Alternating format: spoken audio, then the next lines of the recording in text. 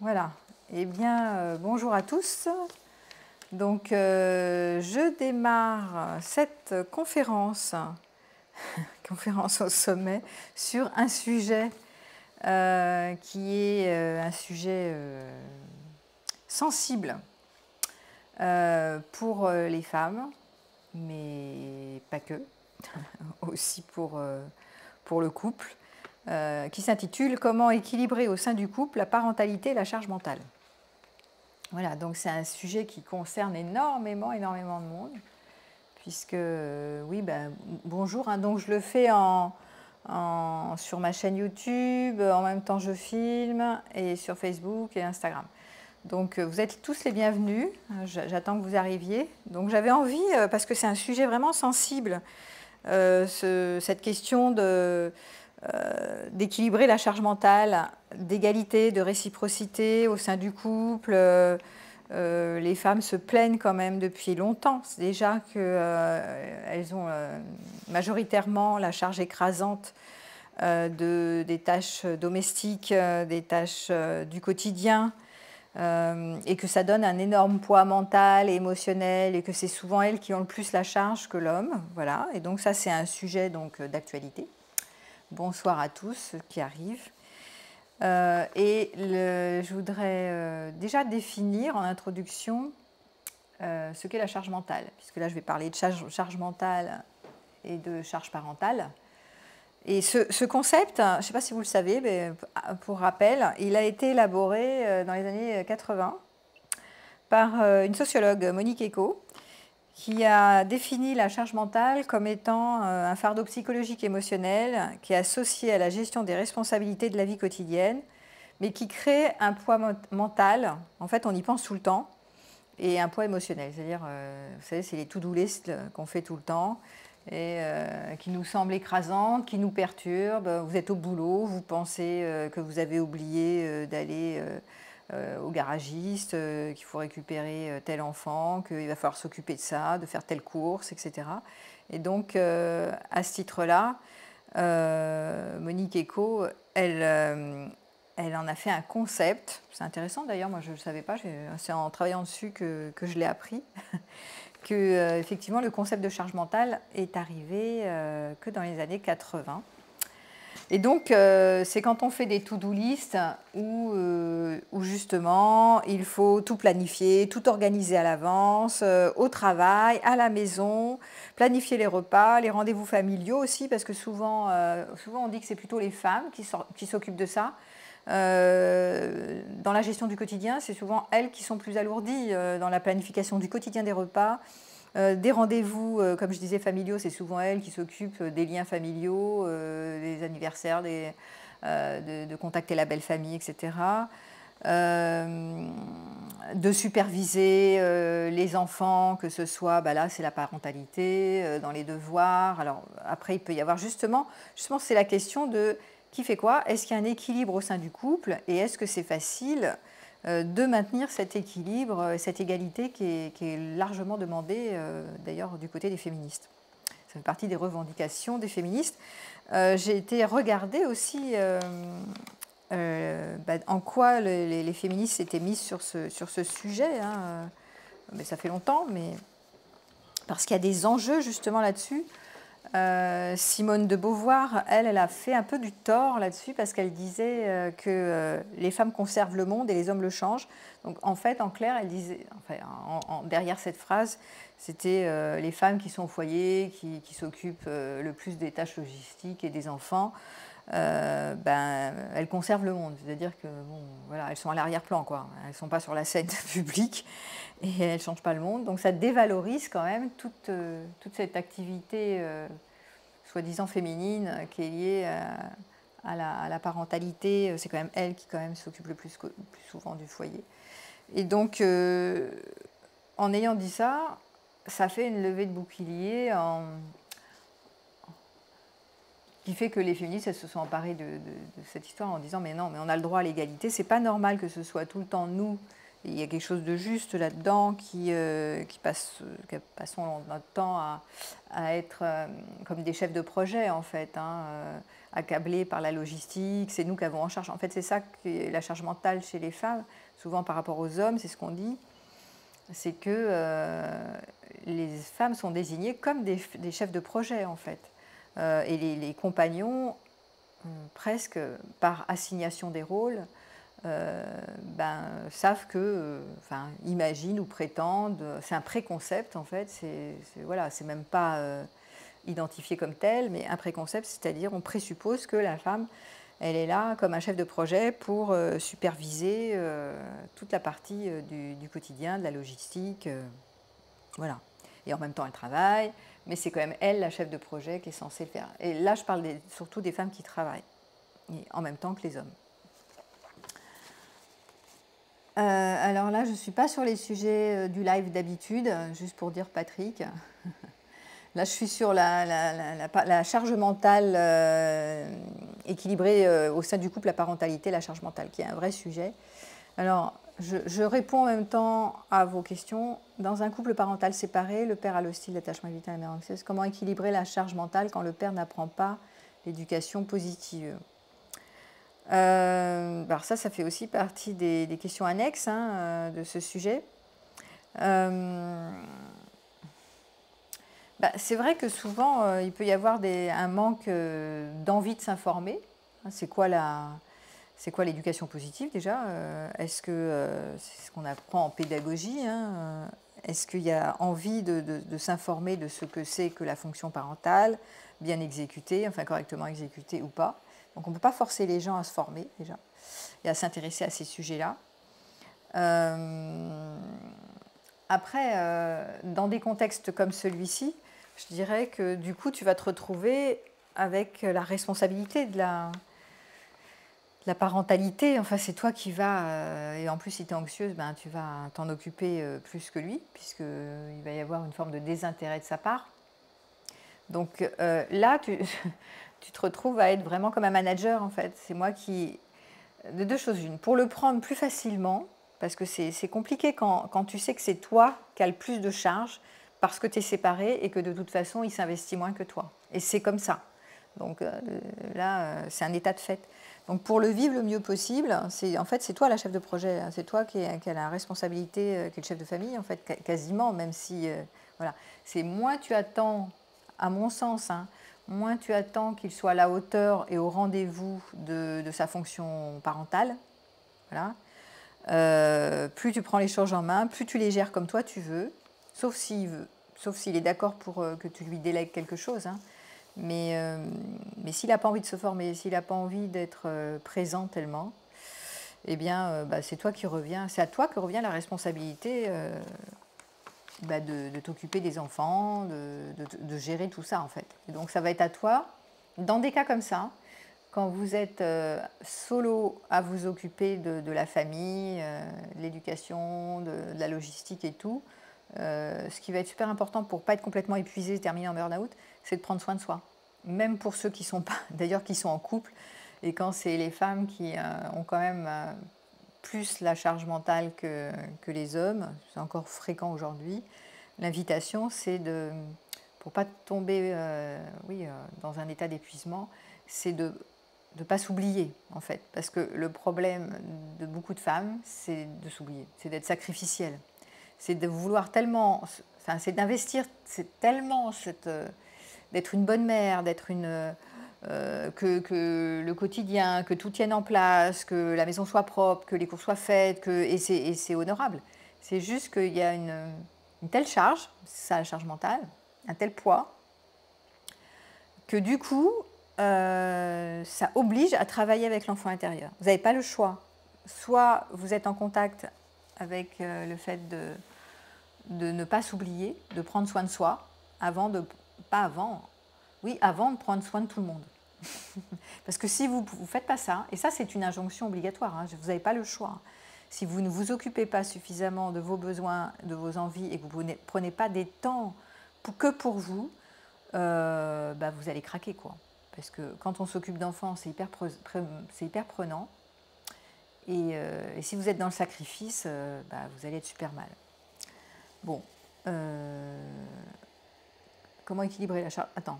Comment équilibrer la charge mentale avec un enfant hyperactif et hypersensible dans l'opposition à 4 ans?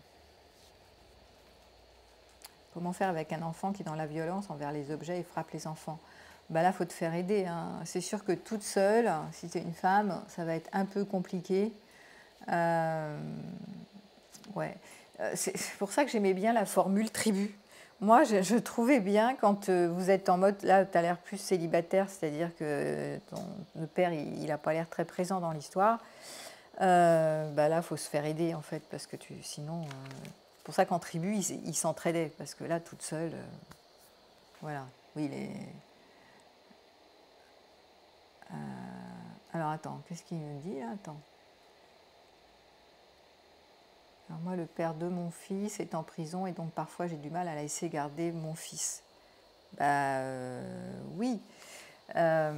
Oui, quand vous êtes dans des cas comme ça, où effectivement c'est compliqué de faire confiance au père, vous devez effectivement trouver des solutions, des options pour,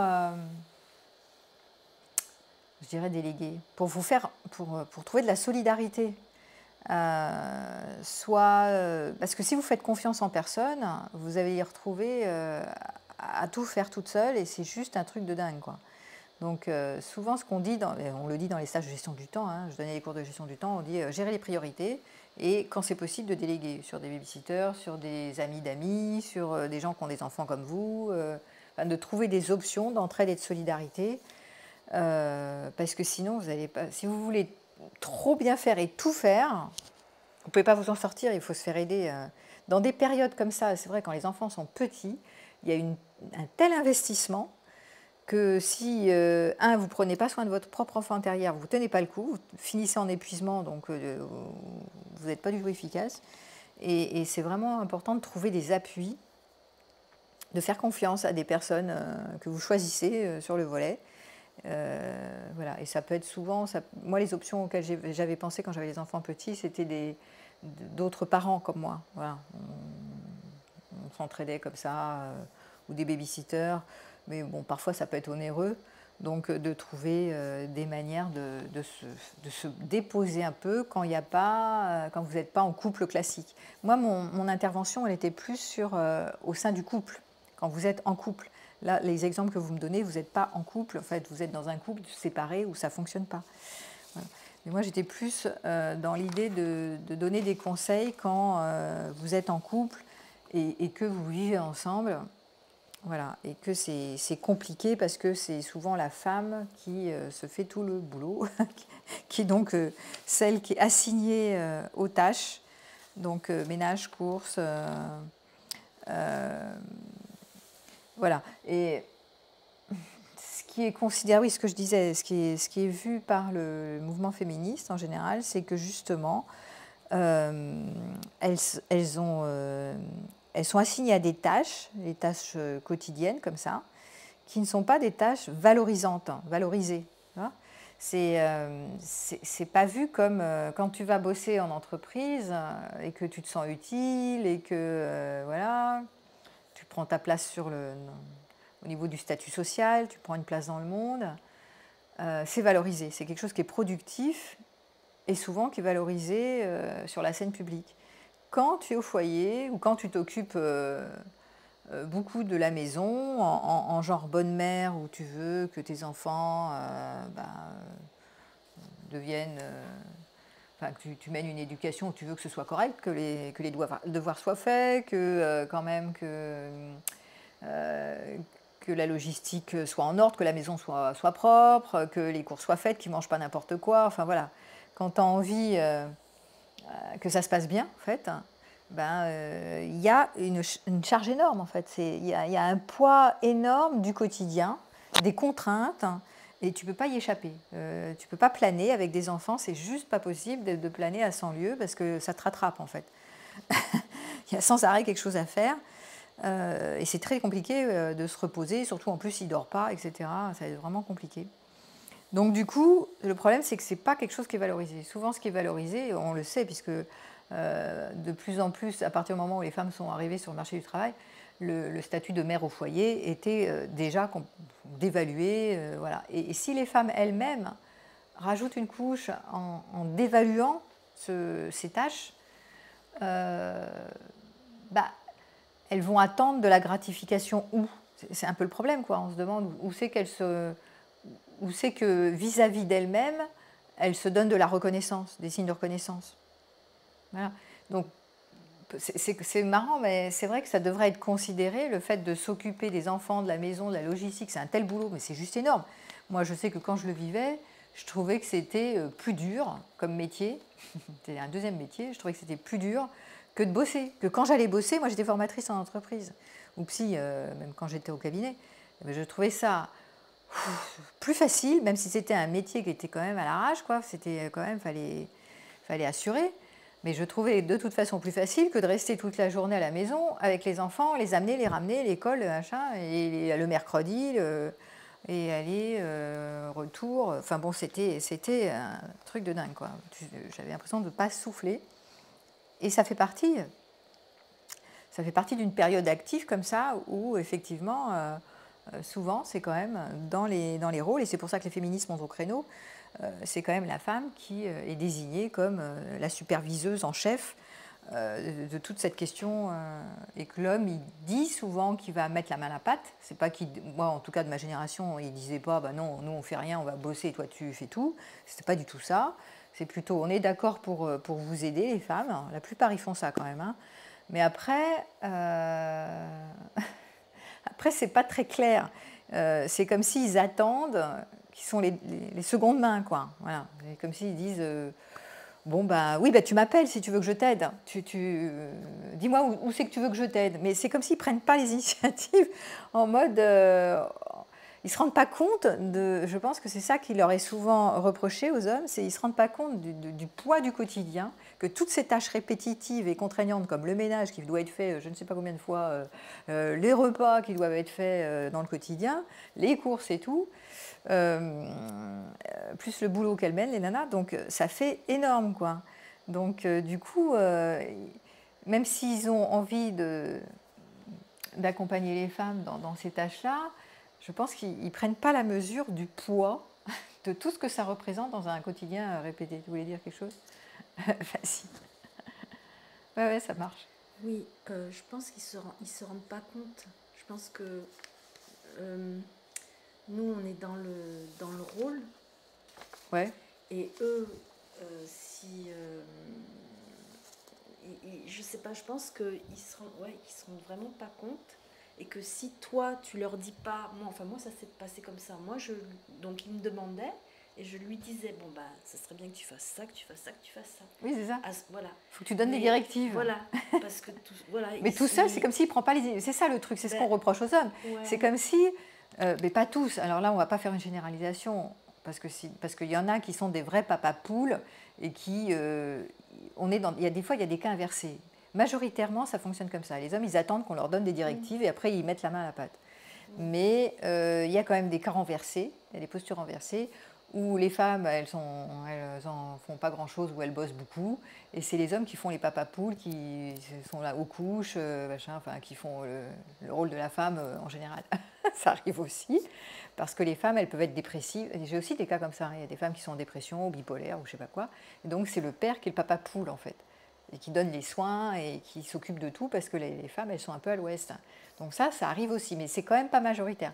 Majoritairement, c'est plutôt, effectivement, il faut qu'on leur donne des directives, tu fais ça, tu fais ci, parce que sinon, d'eux-mêmes, ils n'ont pas... bah oui, c'est comme si elle est considérée, ce que j'ai dit, comme la cheftaine de la maison des enfants. Moi, j'ai l'impression que justement, dans mon cas, comme je ne travaillais pas, c'était un choix. Lui, il travaillait, et donc comme moi, en fait, je travaillais à la maison, donc il m'écoutait. Oui, donc c'est moi tu étais la chef de la maison. Voilà. Moi, je m'occupais de ça, mais voilà. Oui, tu étais la cheftaine, oui, c'était la cheftaine du foyer, donc il était la petite main, enfin c'était le collaborateur Mais là, parce que là, tu étais dans un cas où toi, tu avais choisi de rester au foyer, de t'occuper de la charge parentale, enfin, quotidienne, logistique, etc. Et lui, il bossait. Ce qui était le plus fréquent aujourd'hui, c'est les deux boss. Et du coup, il y a quand même, de toute façon, à équilibrer cette charge mentale, parce que sinon, tu es toujours en train de... Ce que je te dis, hein, tu es au boulot, moi je sais, j'étais sans arrêt là-dedans. Ma to-do list, il y a encore ça, et ça, oh là là, j'ai oublié ça. Et après, ça, la charge mentale, c'est que la nuit, tu dis, ah, j'ai oublié ça, ça te réveille. Tu es complètement asphyxié. Voilà. Et donc après, je donnerai des pistes dans un deuxième temps de comment alléger un peu ou équilibrer cette charge mentale. Mais oui, c'est vrai que majoritairement, les hommes ont tendance à, et c'est ce qu'on leur reproche, c'est l'histoire des genres en fait. Les femmes sont censées, et ça fait longtemps, sont censées s'occuper de la maison, take care, elles prennent soin. C'est elles qui sont plus douées pour la communication. C'est elles qui organisent même les moments de du couple, ou tout ce qui est, tu sais, les trucs parents-élèves. Elles vont aux soirées, aux réunions parents-élèves, machin, tout ça. En général, c'est elles qui le font. Bon, les mecs, ils peuvent le faire aussi. Mais ils sont à deux, mais c'est comme si elles, souvent, elles sont représentées en number two. Elles, c'est number one et eux, c'est number two, au cas où ils sont dispo. Mais bon, c'est pas partout, mais c'est vrai que c'est comme ça. Alors attends, je vais regarder, qu'est-ce qu'ils disent. Catherine qui me dit, je dis toujours que je vais me reposer au travail. Moi, je disais ça aussi. Hein. Quand tu as pas mal d'enfants, tu dis, oh là là. Florelle, la veille de ma soutenance de thèse de sciences, mon ex me plaque alors qu'on vit ensemble, crise pendant 7 jours pour qu'il me dise in fine, j'ai pas supporté que tu sois plus intelligente que moi. Eh ben oui. Donc oui, ben, y a des. Alors c'est pas tous les hommes, mais bon, c'est vrai que. Alors ça c'est le cas des. On sait aujourd'hui que les femmes sont plus diplômées que les hommes. Il y a plus de femmes diplômées qui passent des diplômes. Voilà, parce qu'elles ont envie de grimper dans les échelons. Donc après, là, on est dans une autre problématique du genre qui est, c'est difficile pour un homme de se sentir écrasé par rapport à la virilité. Tu seras un homme si tu es en haut de la hiérarchie. Et ils peuvent se sentir parfois écrasés par rapport à des femmes qui assurent en fait. C'est pas facile non plus pour eux. Alors, attends, j'essaie de voir. Hop.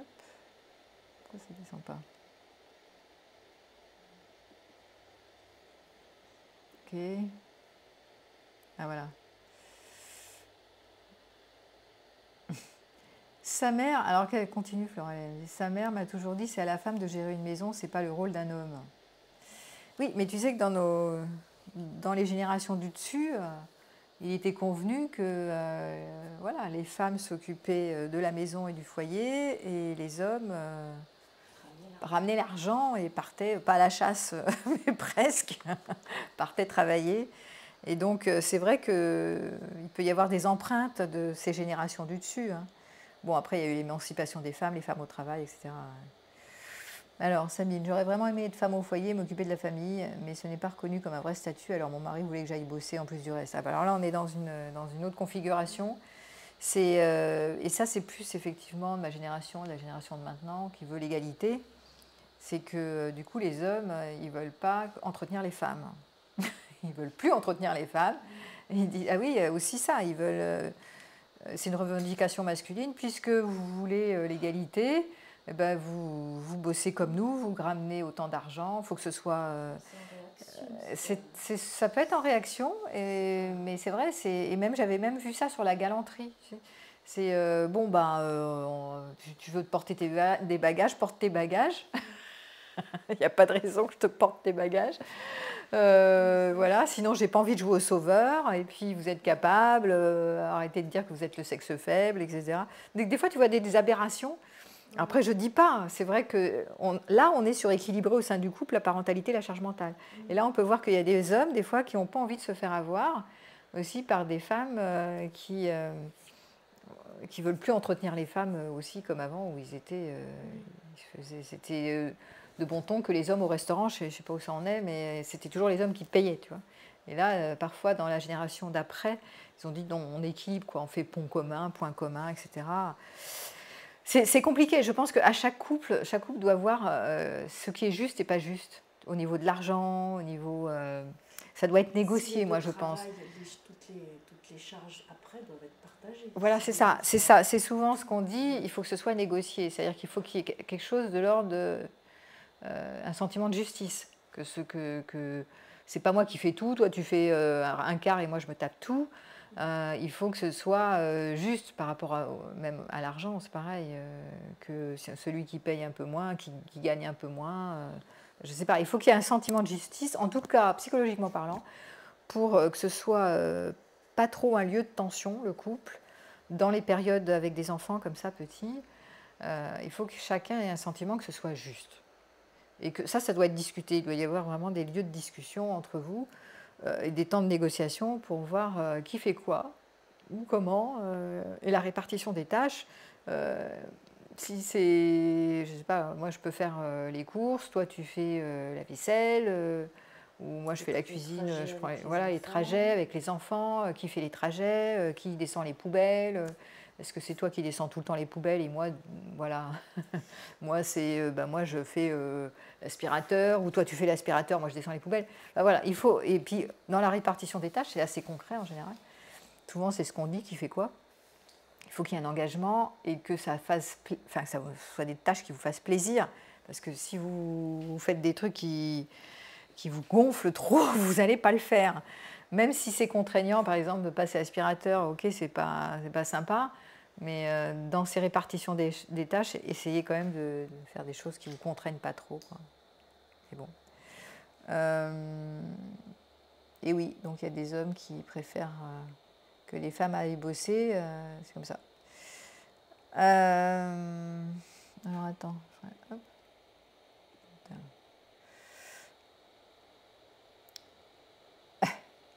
Attends, j'essaye de lire tous les trucs.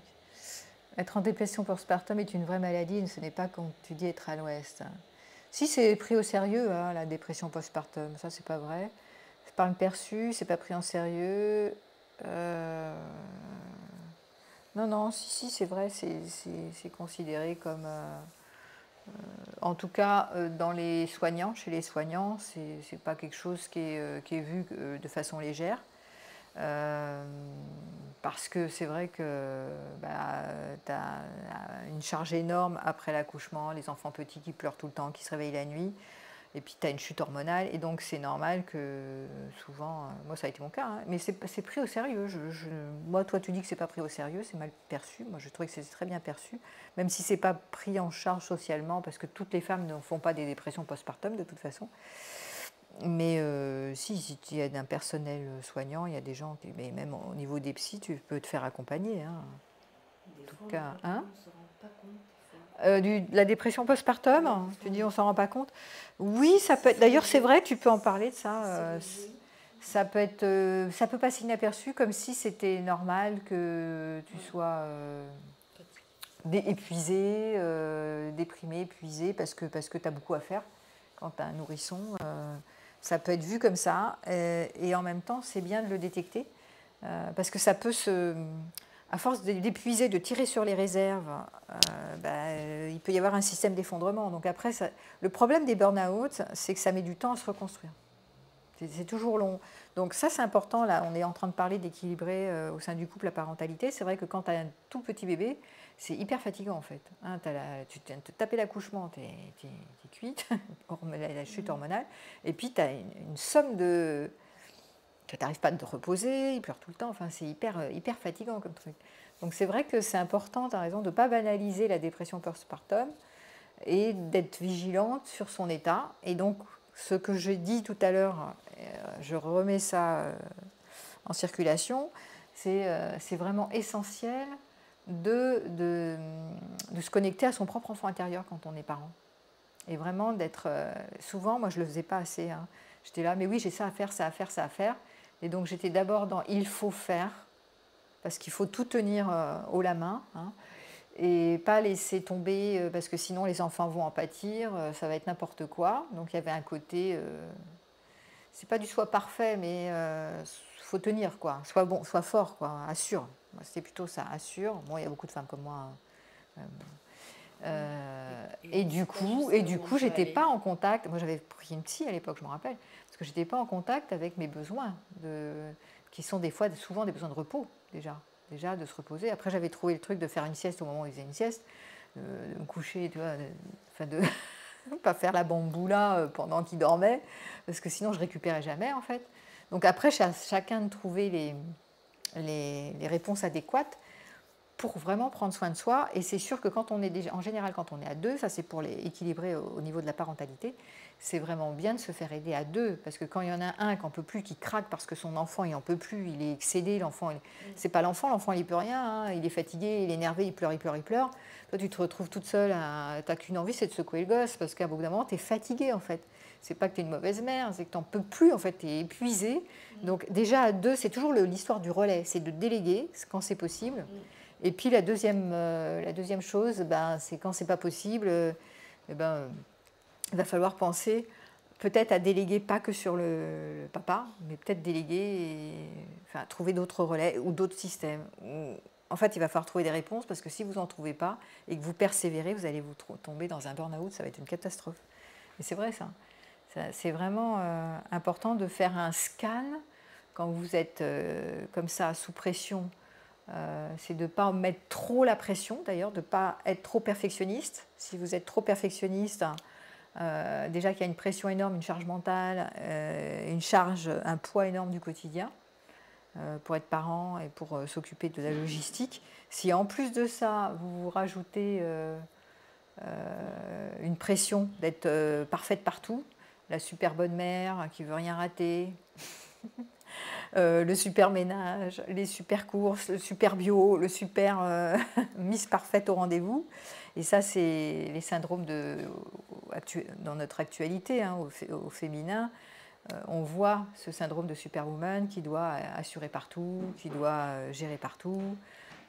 Et c'est juste hyper compliqué d'être partout sur tous les fronts, quoi. Voilà. Et ça, c'est dommageable. Et donc, à vous de voir si vous n'avez pas... Ça, je vous le mets parce que ça peut être intéressant. Est-ce que vous n'avez pas, dans votre injonction à l'intérieur de vous, une petite voix qui dit « sois parfaite, sois bonne partout ». Et le contrôle, quoi. Sois au contrôle, sois bonne partout, ne lâche rien. Sois une bonne mère, lâche pas la maison, lâche pas les courses, lâche rien, quoi. Donc ça, celles qui sont en plus perfectionnistes, en plus de ça, vont se mettre une pression de dingue. Et par rapport à des états de fatigue, elles vont pas s'écouter en fait. Et là, ça va tomber dans des états d'épuisement. Donc je pense qu'il faut faire très attention parce que souvent, on s'en rend pas compte. Il y a beaucoup de personnes, beaucoup de femmes, plus les femmes, parce que c'est quand même elles, on a dit, qui ça incombe la charge familiale, parentale et familiale. Elles ne se rendent pas compte qu'en plus, quand elles se mettent une pression de dingue et qu'elles ne lâchent rien, ça dégrade, quoi. Ça peut créer des systèmes de burn-out et d'effondrement. Alors Maxime Lucie nous dit je pense que c'est rentré dans les esprits des jeunes hommes d'aujourd'hui qu'il faut aider sa femme au sein du foyer. Oui, mais ça fait un moment que c'est rentré dans les mœurs. Hein. C'est pas quelque chose qui est nouveau, ça. Ça fait déjà, ça fait longtemps que la plupart des hommes, enfin je dis en tout cas, ça dépend des classes sociales où vous vivez, mais quand même une grande majorité qui déjà, moi à mon époque, ils étaient là, les femmes elles bossaient, elles faisaient des études, donc ils étaient là, ils voulaient, on l'a dit, ils sont d'accord pour donner un coup de main, mais même s'ils sont d'accord sur le principe, ils font moins. Ou ils font comme eux, ils l'entendent, ça aussi ça leur est reproché, c'est ils font à leur sauce. Donc comme si par exemple vous êtes plus soigneuse, souvent c'est le cas, pour le ménage c'est plus les nanas quand même. Et donc souvent les femmes ont plus le sens de la propreté, sont plus obsessionnelles sur le ménage, on va dire ça comme ça. Et que l'homme il fait à sa sauce, mais lui il fait comme il l'entend. Donc souvent les femmes elles disent oui mais c'est pas comme ça, je vais le faire, c'est moi qui vais prendre en charge, je te demande de m'aider sur, par exemple, passer l'aspirateur, mais comme c'est pas aussi bien fait que quand c'est moi qui le fais, donc je préfère que ce soit moi qui le fais, puisque tu le fais pas comme moi je veux. Est-ce que c'est pas des fois un peu... Tiens, tu prends le micro. Est-ce que des fois, c'est pas un peu fait exprès de leur part Ben ça, c'est ce qu'on peut se poser comme question. Et c'est la question qu'on peut être Ouais. amené à se poser. Ça, il y a certaines femmes qui le disent, ça, qui disent, alors on appelle ça le slacker. Le slacker, balayer sans passer sous les chaises, une fois, 2 fois, et puis on préfère le faire, c'est sûr. Voilà, donc c'est le mec qui dit oui, je suis d'accord pour t'aider, mais c'est le slacker, ça, c'est le terme désigné. C'est soit il promet, il ne le fait pas, soit il le fait, mais il ne le fait pas bien. En tout cas, alors est-ce qu'il fait exprès de ne pas bien faire, ou est-ce qu'il fait comme lui, ferait chez lui, s'il était tout seul, mais qu'il n'est pas... Enfin, pour lui, c'est pas... voilà, il ne va pas passer ça nickel parce qu'il s'en fout, en fait, c'est pas son... Oui, pas c'est son vrai. sujet. Peut-être que chez la personne, chez elle-même, des fois, certains hommes, ils ne sont pas très propres. Bah non, ils s'en foutent. Mais ils se mettent en couple avec des femmes maniaques. C'est curieux, mais c'est fréquent. Est-ce qu'ils ont trouvé Conchita ou est-ce que c'est un hasard, un heureux hasard? Alors, c'est la question. Oui, non, c'est vrai que... bon, après, c'est les personnalités obsessionnelles sont plus accrochées pour un système de sécurité à un côté perfectionniste, tu sais, mais propreté, rangement, tout doit être cadré. Alors, il y a des hommes et des femmes, on ne va pas dire tous les hommes. Moi, je vois des hommes qui sont très cadrés, très rangés, faut que ce soit propre, machin et tout. Mais pas tous. Tu vois, il y en a qui, voilà, c'est pas leur tasse de thé et ils s'en foutent un peu. Et c'est vrai, s'ils tombent sur des femmes maniaques, ben voilà, ça va. Est-ce que tu pourrais nous dire pourquoi ils vont s'adosser dessus. Est-ce que tu pourrais nous dire pourquoi ces hommes-là sont attirés par des femmes maniaques et inversement peut-être des femmes qui sont pas très propres sont attirées par des hommes qui font tout et est-ce que c'est un heureux hasard? Toi, en tant que thérapeute, qu'est-ce que tu observes? Ben, en fait, ça ne se fait pas comme ça parce que ce qui est important pour moi peut ne pas l'être pour toi. Par exemple, toi, tu peux trouver que c'est important que ce soit propre et que le ménage soit bien fait et que les enfants soient correctement douchés à telle heure. Et le mec, bon, il est plus laxiste là-dessus. Par contre, il va avoir des qualités ailleurs. Ce qui va être important pour lui, c'est autre chose. Ça va crée un équilibre. Voilà, qui va jouer avec les enfants, il va passer, tu vois. Exact. Voilà, donc on ne peut pas juger, on ne peut pas évaluer comme ça. Mais il faut qu'en fait, ce que je disais, c'est que chaque couple doit trouver son juste équilibre. Oui, tu vois, à deux, en discutant. Bon, toi, si tu joues plus avec les enfants, moi, j'aime pas trop jouer. Donc, moi, je suis d'accord pour pour faire plus la cuisine et toi, tu fais plus. Très intéressant, c'est de mettre les choses au clair. Mais mettre au clair, parce que si c'est fait de manière non claire comme ça, tu peux te dire, mais moi j'aimerais bien jouer avec les enfants, toi pendant que tu te tapes la cuisine, tu vois. Pas juste. Éviter les reproches s'il y a un ajustement préalable. C'est un ajustement par rapport au sentiment d'injustice. Ouais. Voilà. Et ça ne va pas. Donc c'est pour ça qu'on préconise souvent, là, pour alléger la charge mentale, des tableaux, tu sais, des to-do list affichés, tu sais, alors voilà, la to-do list des courses, ou alors à la semaine, qui fait quoi, qui descend les courses, que chacun s'y retrouve dans une répartition des tâches et qu'il y a un engagement. Aussi, sur la délégation, je parlais de la délégation, ça c'est aussi une piste qu'on donne souvent, c'est que quand on délègue au mec, par exemple, tu délègues à ton compagnon le fait d'aller l'emmener, tu vois, le mercredi, faire je sais pas quoi, tu lui fais confiance, tu lâches la tâche, c'est-à-dire tu lui délègues et après tu arrêtes d'être derrière et de superviser, comme s'il n'était pas capable. Parce qu'il y a des femmes qui sont... Oui, ça c'est important.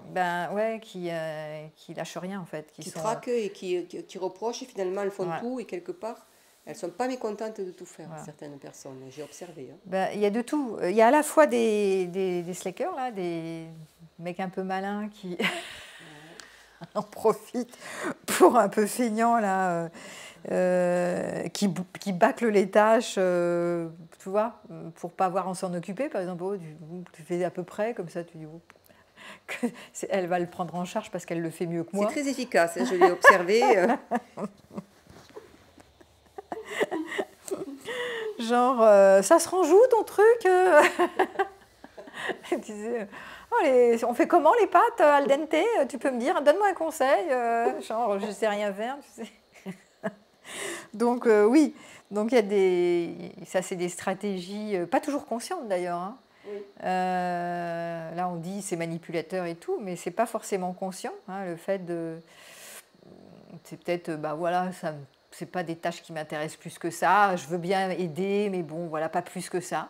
Et donc je suis un peu feignant, quoi. Voilà. C'est des stratégies d'incompétence, mais calculées. Tu vois, je suis un incompétent stratégique. Voilà.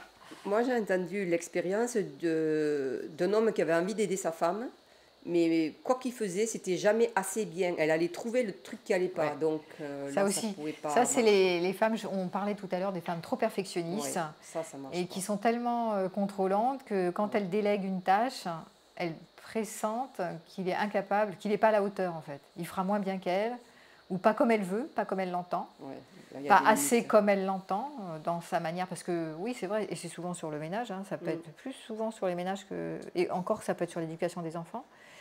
Oui. Mais souvent quand il y a des divergences comme ça, ben c'est pas juste, mais c'est celui qui se sent le plus lésé qui prend en charge toute la responsabilité, par exemple. Tu sais, qui se dit bon bah puisqu'il ne sait pas faire à manger correctement, bah, c'est moi qui le fais. Puisqu'il ne sait pas ranger, bon comme il n'y a personne qui sait le faire, je vais le faire. Tu vois, et ça ça va pas.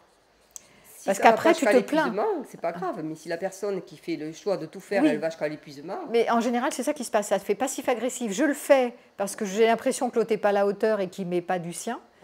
Mais après, je râle, en fait. C'est passif-agressif. Après, je râle ou je passe pour une victime ou je lui fais des reproches en loose day. Donc, il y a un truc qui est...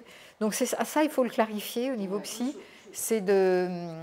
Quand vous, les femmes, vous avez l'impression que vous en faites trop, que c'est pas juste, et que vous prenez sur vous, en mode oui mais c'est pas grave, de toute façon il faut que je le fasse parce qu'il faut qu'il y ait quelqu'un qui s'y colle, ben, ça va être moi.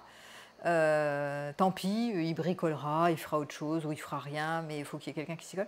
Et qu'après il y a des, mais il y a quand même, tu vois, je fais la liste. Ouais quand même c'est pas cool. Ouais quand même il aurait pu. Il aurait pu faire la vaisselle. Là il aurait pu bouger ses fesses, il aurait pu faire les courses, il aurait pu rien.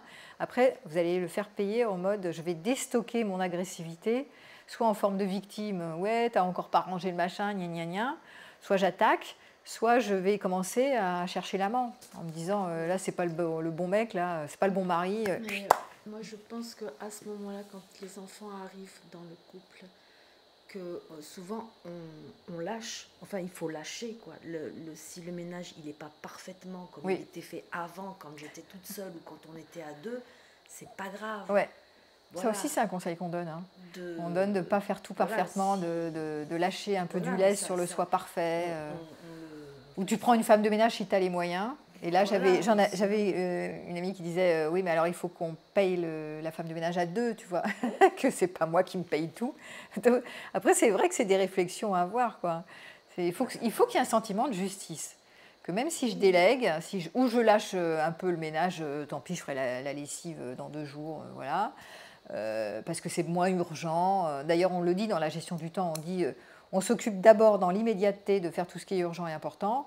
Ce qui est important et pas urgent, on fait un peu demain. Et ce qui est ni important ni urgent, on procrastine. Tu vois, on lâche les trucs. Il me semble que le plus important, c'est de bien s'entendre tous. C'est pas que ce soit propre par terre, quoi. Oui, sauf que si tu as affaire à des obstacles, tu as raison. C'est pour ça que moi, je travaille souvent en thérapie avec des perfectionnistes. Parce qu'il y a quelque chose de l'ordre du contrôle. Parce que là, on tombe. C'est un cas, c'est pas toutes les femmes, hein, mais il peut y avoir des troubles obsessionnels. Dans les troubles obsessionnels, pour me sécuriser, je dois faire en sorte que ma maison soit hyper nickel, que tout soit rangé, que tout soit cadré, que les enfants soient couchés à telle heure, qu'il n'y ait pas un machin qui dépasse, que les courses soient faites, que les artichauts soient cuits, que tu vois. Et là, quand tout est en ordre, je peux me détendre.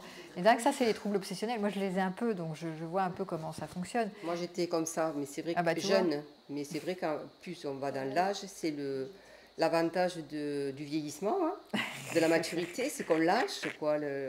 On prend conscience que ça, c'est pas essentiel le ménage. Des enfants, dès qu'il y a des enfants, moi aussi j'étais assez maniaque pour la propreté. Quand j'ai eu ma fille, j'ai un peu lâché. Je voyais que c'était pas possible d'arriver à tout faire, quoi. Même si on était deux, avec le père. Ouais. C'est pas. Non. Alors attends, je vais relire ce qu'ils me disent là, parce qu'ils me disent plein de trucs. Oula.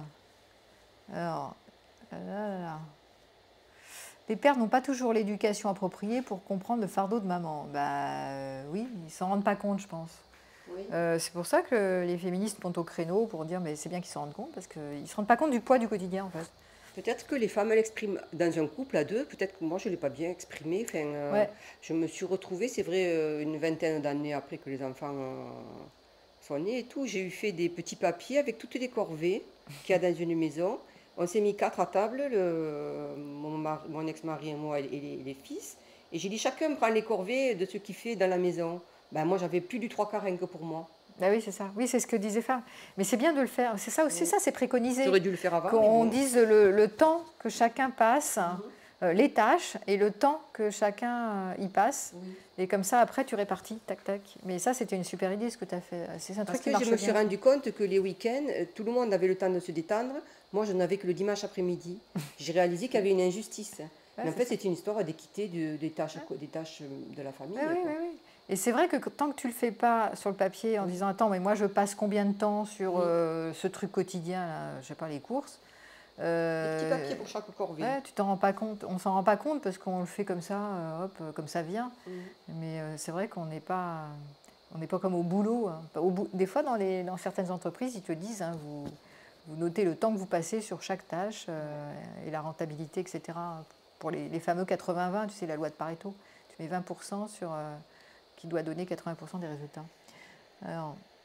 Alors, et pour les enfants, pareil, combien on voit de papas poussettes dans les rues, combien emmènent et vont chercher leurs enfants chez les nounous? Bah oui, on n'a pas dit que les pères... on n'a pas dit ici que les hommes ne mettaient pas la main à la pâte. Hein. Mais j'ai même dit à un moment donné qu'il y en a certains qui font carrément, qui sont en posture inversée, qui font tout et la nana, elle fait rien. Il y a de tout. Hein. Mais on a dit, en majorité, c'est vrai que les femmes font encore plus aujourd'hui que les hommes, parce que je pense qu'elles ne font pas ce calcul, en fait. On ne fait pas ce calcul. On devrait tous, c'est vrai, tu as raison de faire ce calcul de la répartition, vraiment, combien de temps je passe à telle tâche, si c'est les poubelles, je ne sais pas. S'il y a 30 corvées dans une semaine, et s'il y en a une personne qui prend 20 corvées que pour elle, ça ne peut pas... Quand on se retrouve avec des enfants qui ont grandi, des jeunes adultes, ça ne peut pas marcher. Hein. Ouais. Il y a un gros déséquilibre et de la rancœur qui s'installe. Après, il y a des familles célibataires aussi, des mamans seules. Hein. Donc ouais, là, oui, on en a parlé au début, tu n'étais pas là, mais on a dit pour les femmes célibataires, elles sont obligées de trouver des relais aussi, tu vois, de se faire aider, de trouver des relais, parce que si tu fais tout toute seule, au bout d'un moment, tu pètes un câble. Hein, on peut plus. Est-ce que ce n'est pas une question de rééquilibrage féminin-masculin chez les femmes comme chez les hommes? De polarité féminine. Non, les corvées, je pense que c'est féminin, masculin, c'est pas féminin, les corvées. Non, les corvées, les tâches. D'abord, c'est pas ménagères, c'est pas féminin. C'est pas que des corvées, parce que ça peut être sympa de faire la cuisine. Toi, tu dis des corvées. Ah ouais. Les corvées, c'est vu comme une corvée. Oui. Ça peut être vu comme quelque chose de sympa, tu vois. Même quand sympa, c'est une corvée très sympathique. Mais ça, il faut le refaire matin, midi et soir. C'est le fait que ce soit répétitif, en fait. Oui. Souvent, c'est le côté répétitif qui peut être vu ça comme joyeux, contraignant. C'est vrai, hein. Ouais. Alors, c'est joyeux. N'importe quelle tâche peut être vue comme joyeuse, à condition, tu sais quelle est la condition? Non. Ben voilà. À condition que... mettre de la conscience dessus? Non, pas mettre de la conscience dessus, à condition que tu sois en forme, que tu aies suffisamment d'énergie pour apprécier n'importe quelle tâche du quotidien. Si tu es en épuisement, ou si tu es trop tracassé ou trop stressé, n'importe quelle tâche, même si tu te dis « Oh, c'est sympa, mais oui, la poubelle, ça peut être sympa », tu parles de la poubelle. Mais la plus petite tâche, elle te pèse en fait. Même elle ne peut pas être faite avec... Bah, bien sûr, les enfants peuvent te peser, même s'ils sont sympas, ils sont adorables et tout. Même si c'est en train de rire. Exactement, parce que quand tu es en stress et en épuisement, tu ne supportes rien en fait. Tu as juste besoin de t'occuper de toi et de diminuer cet état de fatigue. Et ça, c'est en tant que psy que je mène l'alerte. Mais les tâches faites avec joie, elles peuvent être faites avec joie que si et seulement si tu prends soin de toi et de tes besoins vitaux, repos, détente. Alors, ça peut être des tout petits moments, on ne te dit pas de prendre 3 jours de vacances, hein, mais tu peux prendre, en fait, il faut faire attention dans ton quotidien de glisser des temps de détente ou te coucher plus tôt, enfin, tu te débrouilles en fait. Et après, ça peut être fait avec joie. Et c'est fait avec joie, surtout quand tu te dis, ah tiens, j'avais ce repas à faire, bah, je l'ai bien fait, les enfants sont contents, tout le monde est content, voilà, super nickel. Voilà. Donc il y a un truc de satisfaction au travail bien fait. Je pense qu'on est tous comme ça, où les enfants, tu fais les devoirs, ils sont contents, enfin bon, bref. Mais encore faut-il qu'on se soit occupé de nous. Si vous ne répondez pas à vos besoins vitaux, Ouais, ça c'est essentiel. tu mènes rien, tout est contraignant. Tout est vu comme tu parlais de... Mais tout est vu comme contraignant. Ouais, ouais. Il n'y a aucun plaisir quand tu es en stress, en fait. Ne pas être fatigué, ouais, c'est ça. Ne pas être fatigué, Donc, commencer par c'est prendre pas soin que de les... soi. Ça peut être justement la charge mentale, ça fait du stress. Quand tu sais pas faire, quand tu sais pas t'organiser. Nous on est bonne en organisation. Il y en a qui sont nuls dans l'organisation, qui savent pas anticiper, qui savent pas organiser. En général, quand tu es mère, tu es un peu obligé de t'organiser, mais il y en a qui sont plus ou moins bons quand même là-dedans. Hein. Et donc, ça aussi, c'est des compétences. Tu vois. Donc, tu peux être stressé parce que tu ne sais pas t'organiser, parce que tu attends le dernier moment, parce que tu procrastines. Tu peux être stressé parce que tu as une charge mentale, une to-do list comme ça, tu ne sais pas par quel bout commencer, tu ne sais pas gérer tes priorités. Tu peux être stressé parce que tu as des problèmes avec ton mec. Tu peux être stressé parce que, j'en sais rien, par ton boss. Tu peux être stressé par des milliers de trucs qui fait que tu te traînes un état de fatigue conséquent et il va falloir le régler. Et par exemple, pour l'organisation, qu'est-ce que tu conseilles comment tu encourages les personnes à apprendre à s'organiser quand elles ne savent pas? Faire des cours de gestion du temps. Hein? Moi, je suis très mauvaise là-dessus. En organisation? Ah bah tiens, tu peux témoigner. Nous, on est super bonnes en organisation. On est d'une efficacité redoutable, mais on a toujours été, on n'a pas pris de cours. C'est pour ça que c'était très bien que je ne travaille pas pendant que parce que sinon, j'aurais jamais pu. J'ai toujours admiré les femmes qui arrivaient à travailler, à s'organiser à la maison. Et ouais. Ça, c'est des compétences un peu naturelles. Moi, je suis tout de suite, c'est quoi le mot? Envahie, submergée, ouais. Submergée de tout. Ouais, et ben, alors, un truc que je disais, je ne sais plus à qui se disait ça, c'est une de mes patientes tout à l'heure, de toute façon, on fait en fonction de ses limites. Quand on se connaît, par exemple, moi je sais que j'ai une facilité dans l'organisation, je peux l'idée, plein de trucs, ben, je le fais. C'est pour ça que je menais en même temps de front le métier que je menais, en plus en déplacement, les enfants, l'amoureux, enfin je faisais tout de front. Pourquoi? Parce que j'avais ces compétences. Je ne les aurais pas eues, mais jamais je ne me serais jamais mise dans tout ça à la fois, ça aurait capoté. Connaissant nos limites, ben voilà, on va faire des choix en fonction de nos limites. Ben oui, mais c'est pas plus mal. C'est pas possible que je travaille et que je fasse bien, que j'éduque bien ma fille, que je sois bien là avec ma fille. Ça, sinon, mais oui, tu pouvais pas être partout à la fois.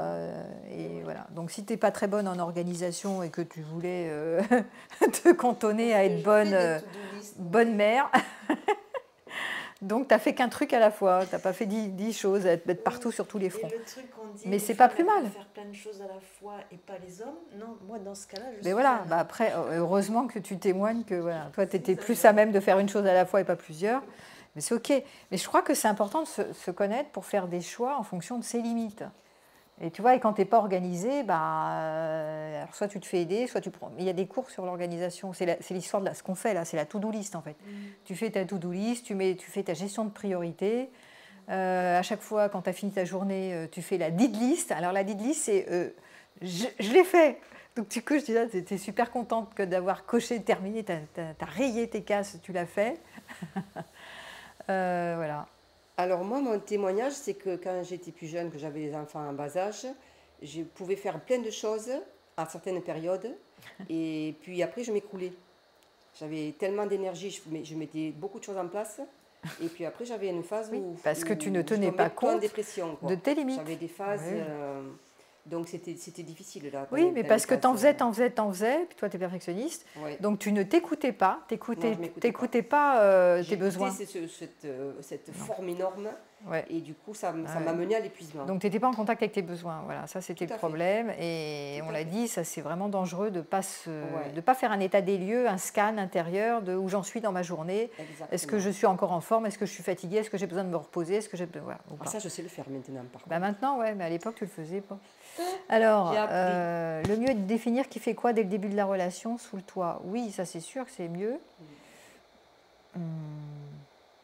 Attends. que j'arrive à descendre. On va voir plus. Non, pas comme ça. Paf. Hop, ça descend pas, c'est bizarre. Bon, pourquoi ça descend pas? Alors, Jasmine, que je connais, qui dit oui, tout peut être joyeux aussi, c'est un minimum de reconnaissance, tu sais, un travail de reconnaissance. C'est vrai que souvent, le travail de la maison, les tâches ménagères, les courses, les repas, même de s'occuper des enfants, c'est pas quelque chose qui est très. Tu vois, on ne te met pas une bonne note à la fin de la journée. Exactement. On te Et dit moi, pas, oh, je le merci. vivais comme quelque chose d'injuste, parce que je me disais que quand c'était pas rangé, on le voyait que ça, la maison n'était pas rangée, le repas n'était pas fait. Alors que si tout était fait, tout nickel, ben c'est Ouais. normal. Ouais. Je le vivais comme ça à l'époque. Il y avait quelque chose d'agaçant, quoi, de ce regard normal si c'est fait, et c'est juste, ça va pas si c'est pas fait.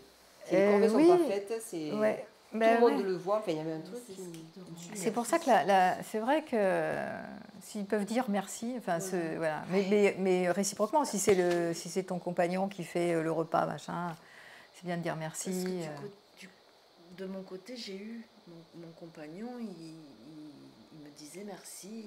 Merci d'avoir préparé le repas, merci d'avoir fait ça. Enfin, c'était souvent lui qui faisait la cuisine en rentrant, et moi je m'étais occupée. Oui. Ouais, mais il était dans la gratitude. Il reconnaissait que. Il reconnaissait le travail que j'avais fait. Mais c'est vrai, ça, c'est un bon Après, conseil pour ceux qui nous écoutent. C'est au lieu de banaliser, de normaliser, tu sais, de dire bah oui, c'est normal, elle a fait, bah bon, c'est son. Voilà, faut le faire, on le fait, quoi. Faut s'occuper des enfants, on s'occupe des enfants. Voilà, faut faire à manger, tu fais à manger, faire les courses, on fait les courses. Mais oui, c'est le truc de gratitude, c'est de remercier. De se rendre compte que les choses ne vont pas de soi. Tout ne va pas de soi. Tout ne va pas de soi, non. Non, c'est vrai. Et on devrait se féliciter nous-mêmes. Oui, j'allais le dire, la gratitude pour soi-même aussi, pas que pour l'autre. Oui, se rendre compte de tout ce qu'on fait, se dire waouh, je suis la meilleure. Et lui aussi, il fait ça, il fait ça, il fait ça, waouh. Ouais, c'est important la gratitude. Ah oui, c'est sûr. On ne se rend pas compte qu'en fait, on trouve ça normal de faire ces tâches répétées. C'est vrai, parce que c'est du quotidien. Donc, c'est tous les jours que les courses à manger. Même pour soi-même, on devrait se féliciter en se disant ouais, super, je suis au top. C'est I did it, je l'ai fait. Ouais. Est-ce que vous avez d'autres trucs pour. Alors, après, c'est sur les pistes.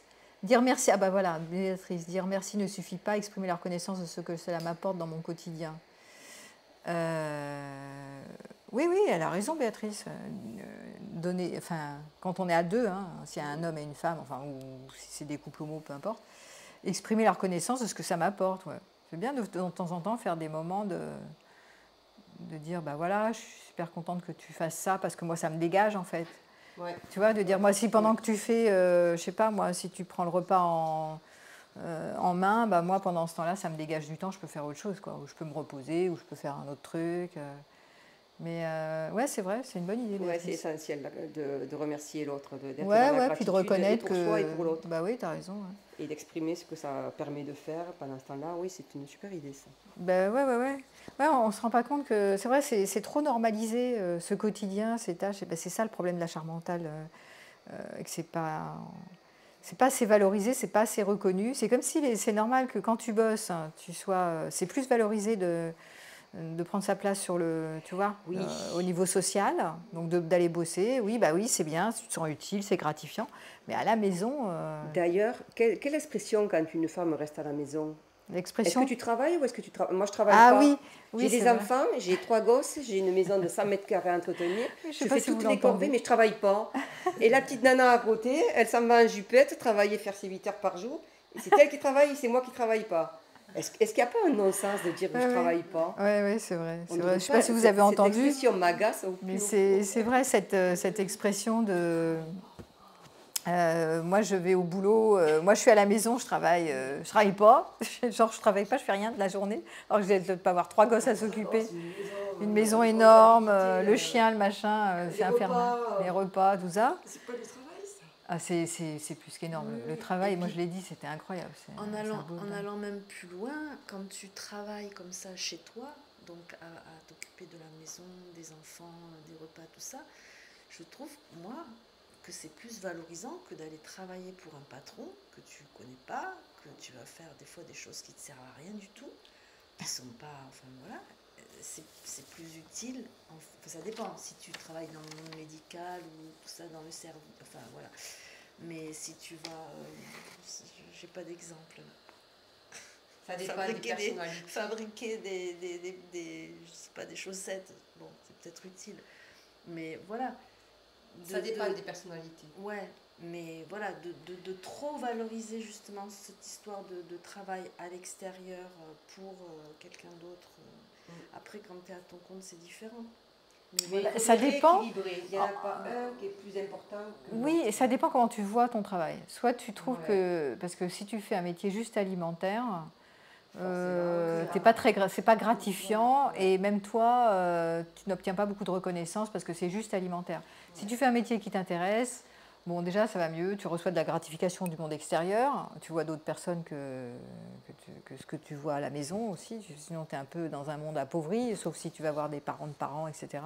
Et souvent les personnes qui sont trop à la maison finalement s'appauvrissent, tu vois, parce qu'elles n'ont pas le temps de voir autre chose, ça peut. Là, à nouveau, il y a deux publics.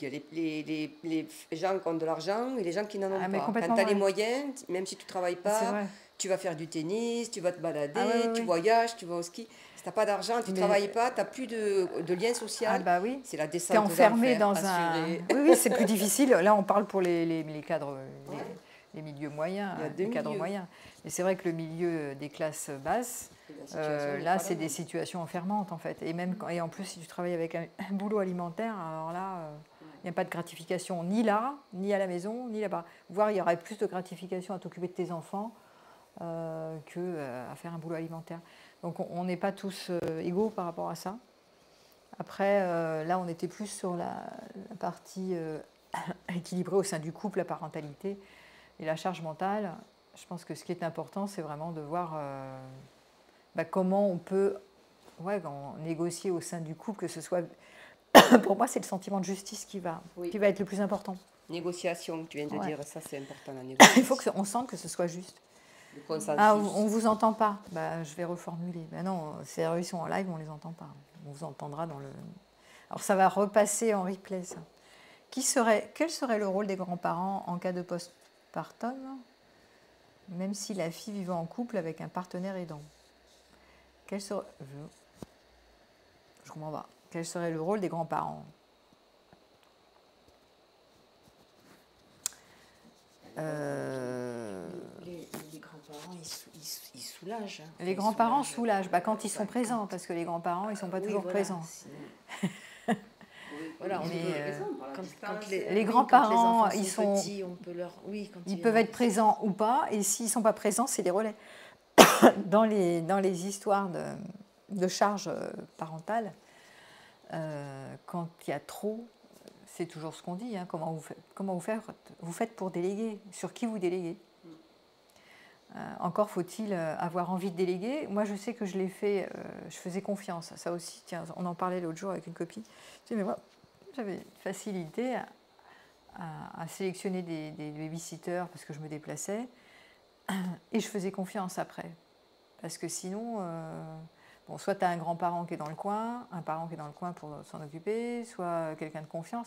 Mais sinon, tu te restreins vraiment. Si tu n'as pas confiance en plus, et que tu penses qu'il n'y a que toi qui peux t'occuper de tes enfants, tu tapes toute la charge et ça peut être très lourd.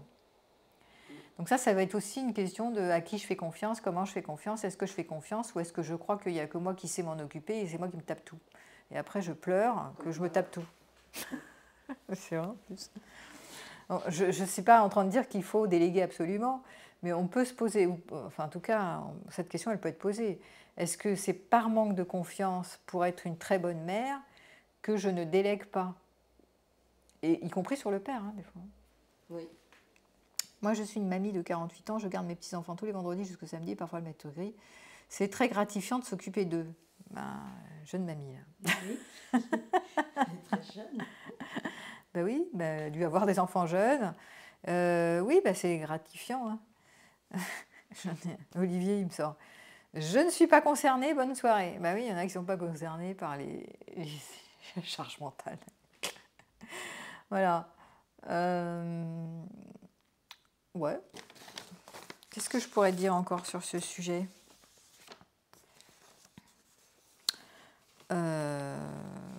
Bon, je crois qu'on a dit un peu l'essentiel sur les pistes. Je voulais voir sur les pistes. Donc, ce que tu as dit, c'est une très bonne idée, le partage des tâches. Oui, le mettre à plat. Le mettre à plat. Ça permet de négocier. Ouais, de négocier et de faire vraiment ce truc, ce qu'on a dit là, avec le temps que passe chacun sur chaque tâche. C'est difficile le temps parce que non, mais je pense que d'une personne à l'autre, on ne met pas le même ben, temps. oui, mais justement, ça permet de voir, Oui. je sais pas moi, Oui. si c'est moi qui fais le ménage et que je mets 1 heure par jour, Ouais. bon, voilà, ça me prend 1 heure par jour. Et que les repas, ça prend 3 heures, ça fait un déséquilibre. Ben, les repas, il y a les courses, il y a le Ah ouais, cuisiner, et il y a les laver, ranger. faire la vaisselle après. Ah, ça peut être long. Après, t'as Ou tout. pas. Ça dépend Après, du qui temps. s'occupe des enfants, qui lit des histoires. Enfin, c'est vrai que ça, c'est une bonne idée, ce truc du temps passé, de qui partage, qui fait quoi, et essayer de se faire plaisir, le tableau, et en même temps se faire plaisir là-dedans, pour pas que ce soit toujours le même qui prenne tout en charge. En tout cas, même si l'autre, il n'aide pas, la personne, elle sait pourquoi elle est fatiguée. Ouais. Elle met tant d'heures pour s'occuper des enfants, Ouais, faire ouais. ça, elle va travailler. Et bon, l'autre en face, il aide ou il n'aide pas, il fait beaucoup moins d'heures, il ne veut pas aider. Au moins, elle sait pourquoi elle est fatiguée et elle sait qu'il Ouais. faut qu'elle se repose, la personne. Ouais, ouais. Moi, ça La me question semble qu'on peut se important. poser, c'est est-ce que tu demandes de l'aide? Parce qu'une fois que tu as pris le pli de faire tout, de faire beaucoup, et de ne pas demander de l'aide, il y a des femmes aussi qui ne demandent pas d'aide, ou qui demandent mal de l'aide, ou qui demandent de l'aide sous forme de reproche. Oui. Donc si tu demandes de l'aide sous forme de reproche, 1 fois, 2 fois, 3 fois, T'as pas d'aide. t'as pas d'aide, tu reçois pas d'aide. donc voilà, donc c'est aussi important la communication en forme oui, je suis Oui. fatiguée, ça me ferait vraiment du bien si tu pouvais m'aider, plutôt que de t'as pas encore rangé, ça fait 10 fois que je te dis que t'as pas rangé dans la façon de tes choses. s'exprimer, j'entends. Hein? Dans la façon de t'exprimer. Dans ta façon de t'exprimer, oui, si tu Ouais. fais tout le temps des reproches, c'est sûr qu'après... Et le problème des reproches, c'est qu'on fait... Souvent, alors les femmes ne s'en rendent pas compte, mais elles font plein de trucs en se disant, oui, bah, je sais le faire, puis c'est facile, puis ça ne me prend pas beaucoup de temps, puis une fois que c'est fait, je me suis débarrassée, tu sais, genre je fais les choses immédiatement, comme ça c'est fait, et hop, c'est plus à faire. Donc elles prennent en charge, et après elles trouvent ça injuste que l'homme, enfin si c'est pour les couples hétéros, ne mette pas les mains à la pâte. Et ensuite, elles râlent, mais elles font des reproches. Donc, quand elles sont agressives en mode reproche, bah évidemment, lui, il n'a plus envie de... Tu vois, il n'a plus envie, il n'y a plus d'élan d'aller l'aider. Mais parce qu'elles ont déjà pris en charge trop longtemps, toutes seules. Tu vois, il y a une forme de... j'ai fait du déni, j'ai attendu trop longtemps pour demander de l'aide. C'est pas le sujet, mais en même temps, si la femme fait un des deux du couple, par exemple, la femme fait beaucoup de corvées, n'a pas beaucoup de temps libre, l'homme il fait pas beaucoup de corvées, ou l'autre en tout cas, et il a le temps de se chercher un amant ou une maîtresse. Ça, on l'a dit tout à l'heure. C'est aussi une conscience que voilà, il faut un équilibre dans le couple à tous les niveaux, quoi. Ouais. Oui, ça je Ça peut l'ai pointé, rééquilibrer ça fait discrètement. partie des conséquences que quand c'est pas équilibré, cette charge mentale, bah, c'est possible que... Pour peu que l'autre fasse des reproches, ça fait encore plus fuir. Ouais, exactement. Exactement, ça fait fuir. Et ça peut être l'herbe est plus verte ailleurs parce que mon compagnon, il tient pas la route. Ok. Bon, ben c'est bien tout ça. Ben, on va s'arrêter là. De toute façon, je crois que ça a bugué sur mon Facebook. Et bien voilà. Et ben on va s'arrêter là. Si vous avez alors ça pourrait m'intéresser, si vous avez des commentaires à faire, voilà. Quand même, c'est intéressant cette question sensible. Voilà. Et puis, n'hésitez pas à me solliciter aussi si vous avez d'autres thèmes qui seraient intéressants à développer. Sinon, si vous voulez venir à mes ateliers, j'en anime ou aux conférences. Donc, j'en anime régulièrement. Je fais des lives, des conférences, des ateliers. Donc, n'hésitez pas. Tout est sur mon site à événements. Et ben, à bientôt.